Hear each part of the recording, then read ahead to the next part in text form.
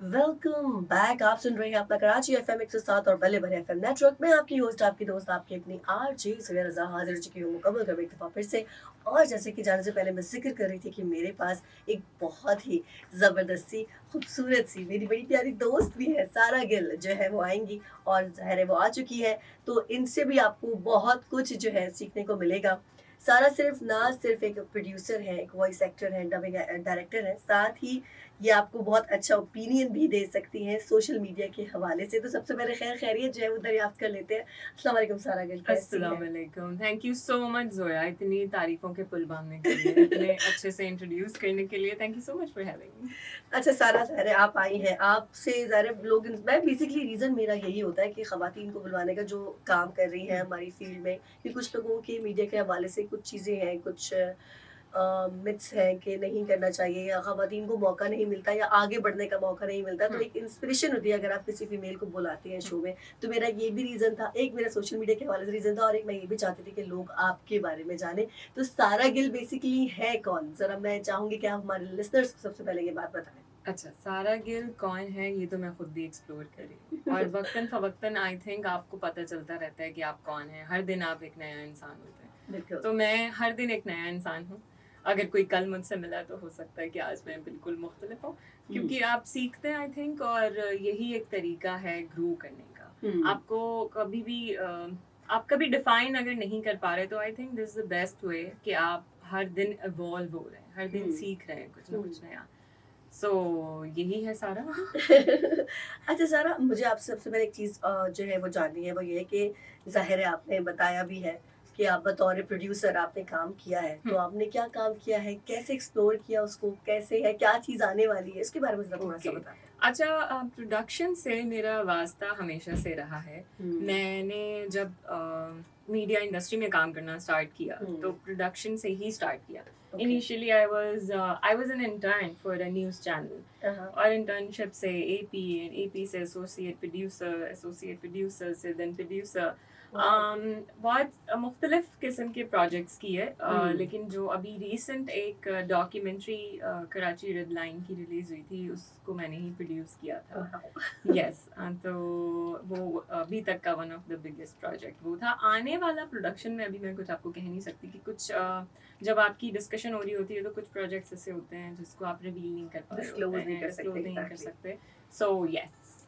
कुछ ना कुछ ज़रूर आने वाला है कुछ ऐसा। ना कुछ डेफ़िनेटली चलता रहता है, कुछ ना कुछ काम तो चलता रहना ठीक चाहिए। है, साथ ही आप मुझे ये बताइए कि आप जो भी प्रोजेक्ट करती हैं, हुँ, उसको कितना रिलेट कर पाती हैं? क्योंकि ज़ाहिर है हम लोग आजकल जो सोशल मीडिया का दौर हुँ, है, तो अगर हम ड्रामे की बात करें, अभी हानिया आमिर का, फ़हाद मुस्तफ़ा का जो है वो ड्रामा आया था, आपने हुँ। देखा था और लोग बहुत ईज़िली उससे कनेक्ट कर पा रहे थे। तो आपको क्या लगता है कि आप जो चीज़ प्रोडक्शन जो आप देती हुँ। हैं, तो क्या लोग उस चीज़ से कनेक्ट कर पाते हैं उस तरीके से? अच्छा अगर ड्रामे की आपने एग्ज़ाम्पल दी है, उसके हुँ, कनेक्ट करने की बहुत बड़ी रीज़न ये है हुँ, कि हमारी अब की जनरेशन, जो लेटेस्ट जनरेशन अभी समझ पा रही है चीज़ों को, वो जेन ज़ीज़ हुँ, हैं। और वो ड्रामा जेन ज़ीज़ ऑडियंस के लिए बहुत रिलेटेबल है। जो फ़हाद बिल्कुल, का कैरेक्टर है, गेमर बिल्कुल, का कैरेक्टर, बिल्कुल। वो अब आज से पहले अगर हमारे पेरेंट्स की बात की जाएगी, "ये क्या कर रहे हैं आप? गेम्स खेल रहे हैं, पढ़ाई नहीं करनी तुमने?" एग्ज़ैक्टली।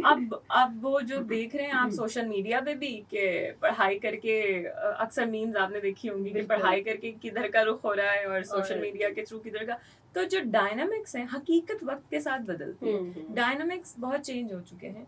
हमें सोशल मीडिया को अंडरस्टैंड करना, नए पैटर्न्स को अंडरस्टैंड करने की ज़रूरत है, नए टाइप की करेंसीज़ को एक्सप्लोर करने की ज़रूरत है। न्यू वेज़ से रिलेटेबल कंटेंट अगर होगा आपका तो डेफिनेटली एक चीज़ आपको समझ आएगी ना अगर हुँ, आपकी ऑडियंस नए दौर की है और आपका कंटेंट पुराना है, तो वो कैसे वो उन्हें समझ में रिलेटेबिलिटी नहीं बनेगी ना, कुछ एग्ज़ैक्टली। समझ नहीं तो आएगा। आपकी भी यही कोशिश होती है कि अपने काम के यस, ज़रिए लोगों मेरी ये को कोशिश होती है कि जो भी आप प्रोड्यूस कर रहे हुँ, हैं, उसकी ऑडियंस कौन है, वो सही, बहुत इम्पोर्टेंट है। लुक आफ्टर करना यस। सबसे पहले टारगेट आपका क्या आपकी है? टारगेटेड ऑडियंस डिफाइन हुँ, होना, उसकी हुँ, मेंटालिटी आपको पता होना और उसके अकॉर्डिंग आप फिट इन, क्योंकि आप बीइंग अ ह्यूमन आप अपने एक दिमाग से सोच रहे होते हैं। But when it comes to any project तो आप उस प्रोजेक्ट को उस ऑडियंस के दिमाग के अकॉर्डिंगली करेंगे ना कि आप अपनी पसंद की नहीं मुझे तो नीला पसंद है तो नीला पहन लेते हैं। नहीं ऐसे नहीं एग्ज़ैक्टली। होता। तो हमारे साथ जो है वो ज़ाहिर है सारा गिल मौजूद है और इनसे हम बहुत सारी कर रही हैं मज़े-मज़े की बातें। खुद सारा गिल भी जो है वो वॉइस एक्टर है, वॉइस ओवर आर्टिस्ट भी है।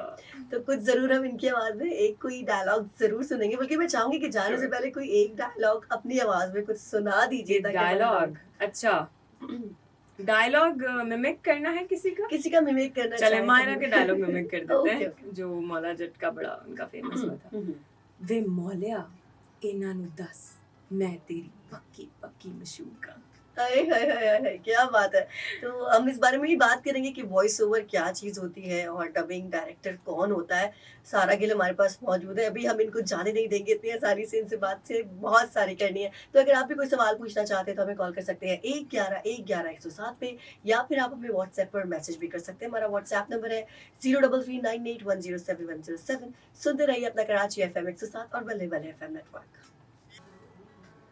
Welcome back. आप सुन रहे हैं अपना कराची एफएम 107 और भले भले एफएम नेटवर्क में आपकी होस्ट आपकी दोस्त आपकी अपनी आरजे ज़ुहैर रज़ा हाजिर हो चुकी हूँ मुकम्मल घर में एक दफ़ा फिर से। सारा गिल हमारे पास मौजूद है जिनसे हम बात कर रहे थे वॉइस एक्टिंग के बारे में, प्रोडक्शन के बारे में और डबिंग के बारे में। अब जब बात डबिंग की हो रही हो तो हम कैसे भूल सकते हैं कि हमारी इंडस्ट्री में एक बहुत ही कम उम्र में बहुत अच्छी पहचान बनाने वाली हमारी कंजुल ईमान मौजूद हैं, जिन्होंने एक डोरा कार्टून किया था जो कि बहुत मशहूर हुआ था, बहुत फेम मिला था और भी उन्होंने बहुत सारे काम किए। इंशाल्लाह जल्दी आपके मुझसे भी मुलाकात करवाएंगे। लेकिन असल में डोरा को रिकॉर्ड करने वाली हस्ती कौन थी ये बहुत कम लोग जानते हैं और इसके पीछे कितनी मेहनत है ये भी बहुत कम लोग जानते हैं। तो मैं सारा गिल से इस हवाले से पूछना चाहूंगी कि सारा गिल क्या कहना चाहेंगे डोरा जो कि आपने प्रोड्यूस किया, डायरेक्ट किया, तो उसके हवाले से कुछ अल्फाज हम चाहेंगे कि आप भी बताएं। ओके। तो आपने मेरे इंट्रोडक्शन में जैसे बताया कि मैं खुद भी वॉइस एक्टर हूँ।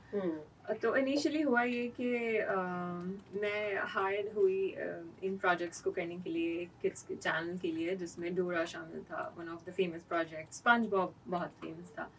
तो हाफ ऑफ द कंटेंट उस चैनल का प्रोड्यूस एंड डायरेक्ट मैंने किया। तो उसमें हुआ ये कि जब डोरा को के लिए कास्टिंग करनी थी, और मुझे हमेशा से ये होता है कि यार किसी भी प्रोजेक्ट में अगर 4 लोग काम कर सकते हैं तो कोई 2 लोग मिल के उन 2 लोगों का हक ना ख़त्म कर दें। तो अगर 4 की स्पेस है तो 4 के पास ही वो डिस्ट्रीब्यूशन होनी चाहिए, in terms of anything, in terms of work, in terms of money और व्हाटएवर। तो पहले मैंने इनिशियली सोचा कि डोरा का कैरेक्टर मैं खुद प्ले कर देती हूँ क्योंकि मुझे अपनी आवाज़ भी सूटेबल लगी। बट देन जब मैंने ईमान को सुना तो मुझे अपने से ज़्यादा उस कैरेक्टर पे ईमान की आवाज़ अच्छी लगी। सही। तो मैंने कहा कि ये कैरेक्टर इसी को करना चाहिए और वो बहुत अच्छे से जस्टिफाई करेगी। तो ईमान ने वो कैरेक्टर प्ले किया और बहुत अच्छे से प्ले किया। और ईमान को पोस्टिंग सोशल मीडिया की बहुत आदत है, and it's a very good habit these days.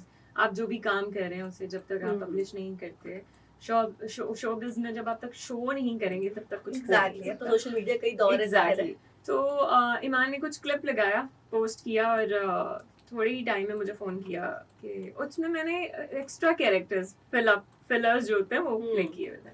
मैंने मुझे फ़ोन किया कि वो सारा वो तो इतना वायरल हो गया है। मैंने कहा अच्छा, good, congratulations.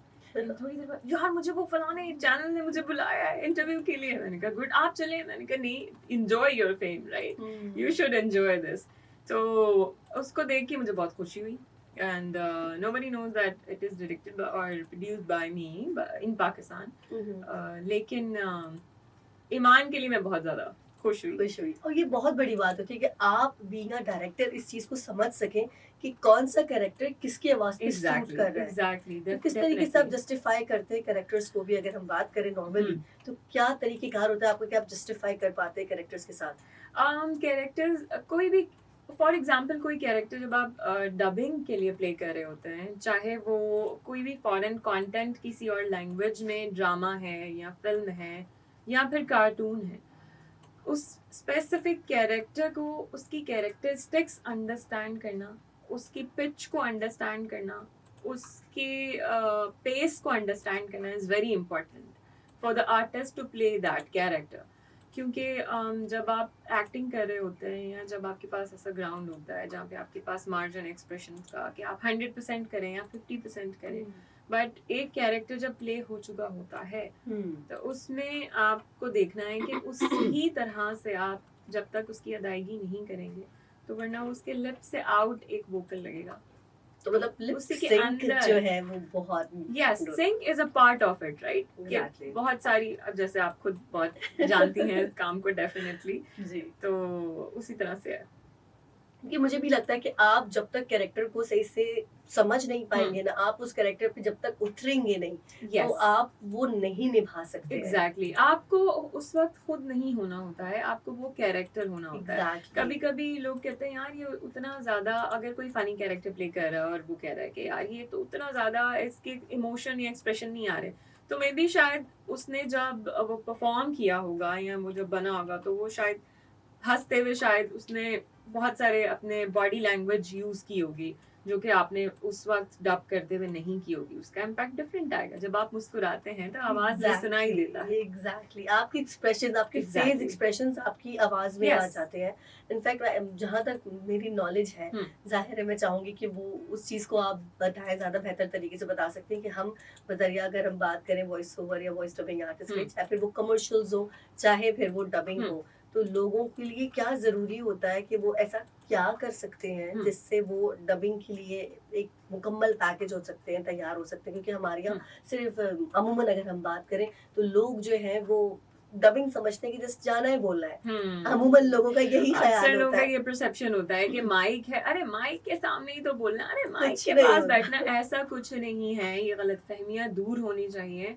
Voice acting is way more difficult than the acting. क्योंकि अदाकारी की जब आप बात कर रहे होते हैं वही कि आपके पास ओपन ग्राउंड है, यहाँ पे एक किसी अदाकार ने कुछ प्ले कर दिया है, अब आपको उसके अकॉर्डिंग एक्ट करना है। आपके पास बहुत कैलकुलेटेड विंडो है। अच्छा, आपने जो क्वेश्चन किया उसका आंसर अक्सर मैं ये करती हूँ कि जब आप बात करते हैं कि आप वॉइस एक्टर हैं या कोई भी एक इंसान वॉइस एक्टर है, तो इसका मतलब ये है कि वो डबिंग और वॉइस ओवर्स दोनों कर रहा है। There is a difference between dubbing and voice over. Voice overs के लिए स्किल सेट बिल्कुल डिफरेंट है, डबिंग के लिए स्किल सेट बिल्कुल डिफरेंट है। So when it comes to voice overs, उसका जो स्किल सेट है उसमें आई थिंक वोकल टोन बहुत इम्पोर्टेंट है, क्लैरिटी बहुत इम्पोर्टेंट है, प्रोनाउंसिएशन बहुत इम्पोर्टेंट है, आपका लफ्ज़ों को लेकर उतार चढ़ाव, बैलेंस। मुझे किसी ने सिखाया था इनिशियली कि डॉट भी जब डला हुआ हो किसी लाइन में या कॉमा है, उसकी भी एक अलग इम्पोर्टेंस है। वो मतलब चेंज करता है। इवन ये चीजें हमें स्कूलिंग लाइफ में ही सिखा दी जाती है। एग्जैक्टली आ रहा है तो क्या करना है, कॉमा आ रहा है, फुल स्टॉप आ रहा है, एग्जैक्टली तो उस वॉइस एक्टिंग में इसका बहुत रोल है, मेजर रोल है, स्पेशली वॉइस ओवर्स में। बट जब आप डबिंग की बात करते हैं तो आपके अंदर एक एक्टर होना बहुत जरूरी है। बिल्कुल कहीं ना कहीं वो एक्टर होना चाहिए। वो एक्टर होना बहुत जरूरी है, क्योंकि अगर आपको कोई देख नहीं रहा, जैसे हमने पहले कहा कि आप मुस्कुराए हैं तो आपकी आवाज में सुनाई देगा, आप दुखी हैं तो आपकी आवाज में सुनाई देगा। तो वो आधी से ज्यादा मुझे ऐसा लगता है कि आधी अदाकारी आवाज से ही है, और आधी आपकी बॉडी लैंग्वेज और फेशियल एक्सप्रेशंस है। ठीक है, तो अब एक एक्टिंग हो चुकी, चाहे वो ड्रामा है, कार्टून है, कुछ भी है, कोई भी कंटेंट है, जब आप उसको डब करते हैं तो उसमें आपकी एक्टिंग स्किल्स होना और अंडरस्टैंडिंग और गुड लिसनिंग होना इज वेरी इंपॉर्टेंट। और उसमें वोकल टोन ठीक है, थोड़ी एडजस्ट हो सकती है, क्योंकि आप किसी कैरेक्टर पे आपकी आवाज अच्छी लग बनाया भी जा सकता है। और कभी कुछ लोगों को ये शौक होता है कि उनकी आवाज खूबसूरत सुनाई दे, तो उसके लिए बहुत सारी प्रैक्टिसेस हैं, बहुत सारी वोकल आप वार्म अप्स कर सकते हैं। नाज़रीन, सारा गिल हमारे साथ मौजूद है, इनसे हमने बात की है प्रोडक्शन के हवाले से, वॉइस एक्टिंग के हवाले से, डबिंग डायरेक्शन के हवाले से। उम्मीद करते हैं कि आपको चीज़ें बहुत सारी जो है वो सुन ली होंगी, समझ में आ गई होंगी। और साथ ही सारा गिल से मैं कहूँगी कि आपका बहुत बहुत शुक्रिया कि आप आई, अपना कीमती वक्त हमें दिया। Thank you so much for having me. तो इंशाल्लाह आप लोगों से कल दोबारा फिर मुलाकात होगी। मेरा और आपका जो वक्त होता है साथ गुजारने का वो पीर से बुध होता है, सुबह 11 से 1 बजे तक इंशाल्लाह फिर मुलाकात होगी। तब तक अपना ख्याल रखिए, अपनी होस्ट, अपनी दोस्त, अपनी आरजे ज़ुहैर रज़ा को दीजिए इजाज़त। अल्लाह हाफ़िज़।